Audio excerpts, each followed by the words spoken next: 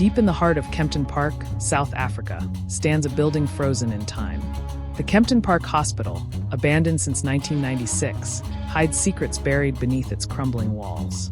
Once a place of healing, it is now a monument to fear, a playground for shadows, whispers, and restless spirits. Tonight, we venture into the depths of its haunted halls to uncover the truth behind the legends. Zola, the fearless filmmaker, has always been drawn to the unexplained. Her childhood friend Lorado, the skeptic, joins her reluctantly, armed with nothing but a flashlight and doubt.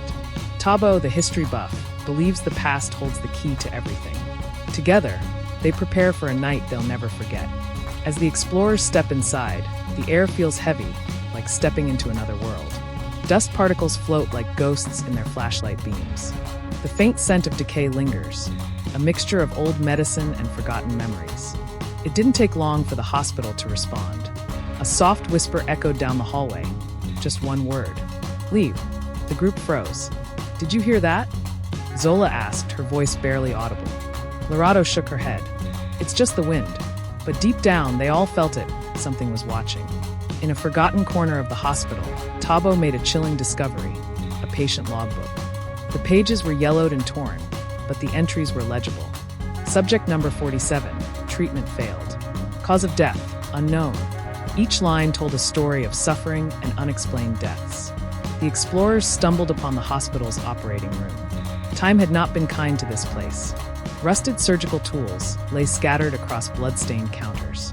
But the most chilling sight was a row of jars containing preserved organs, their contents grotesquely intact. Zola's camera flickered. In her viewfinder, she saw a nurse standing in the corner, her face pale and her uniform covered in blood.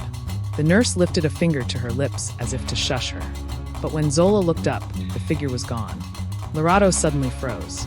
Her flashlight dropped, rolling across the floor. Her voice changed, deeper and distorted. They lied to us. They left us to die. Her eyes glowed faintly, and her body trembled as if fighting an unseen force. Tabo felt his surroundings shift.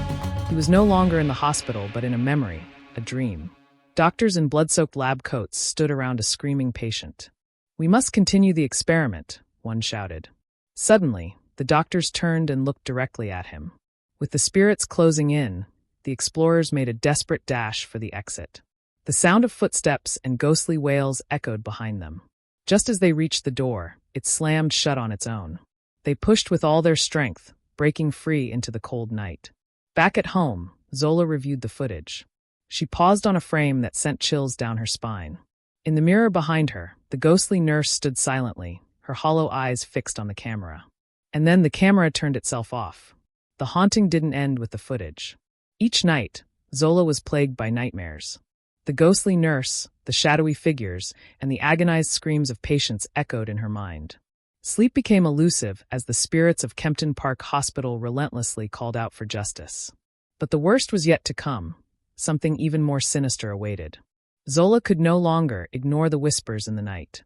One evening, she found herself standing in front of her mirror, staring at her own reflection. But when she looked closer, she saw it.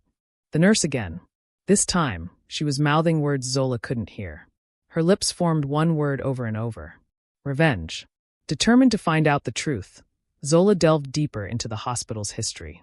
She uncovered files, old news reports, and whispers from former staff. What she found was far worse than she could have imagined. The hospital had been involved in illegal medical experiments on vulnerable patients, experiments that cost lives. And the ghosts that haunted Kempton Park were not just victims. They were angry souls, trapped between this world and the next, seeking retribution. Armed with the truth, Zola returned to Kempton Park Hospital, alone this time. She walked through its forsaken halls with a newfound resolve. The hospital seemed to be waiting for her, the air thick with anticipation. She stood in the center of the main hall and called out, "I know what you did. I know what you've been hiding." The spirits responded. The temperature in the room plummeted, and the walls shook with an unearthly force. "You cannot leave until we are free," a voice boomed in Zola's mind. The floor beneath her cracked open, and from the darkness below, skeletal hands reached for her, dragging the spirits of the past back into the abyss. As Zola walked away from the hospital that night, she thought it was over. But when she checked her camera, something unsettling appeared on the last footage. A figure, a nurse, was standing at the hospital's entrance, watching her leave. "You're not done yet," the spirit whispered through the static. Zola returned home, but the spirits followed her. Each night, she could hear the faint whispers, feel the cold touch of the nurse's hand on her shoulder, and see the flashes of that twisted smile in her dreams. The horrors of Kempton Park Hospital had not been exorcised. They had only just begun. To this day, Kempton Park Hospital remains a place of mystery. Some say the spirits still wander its halls, seeking justice for the wrongs done to them. And while Zola may have escaped with her life, the truth of what happened there will never be forgotten. For the spirits of Kempton Park Hospital live on in the whispers of those brave enough to speak its name.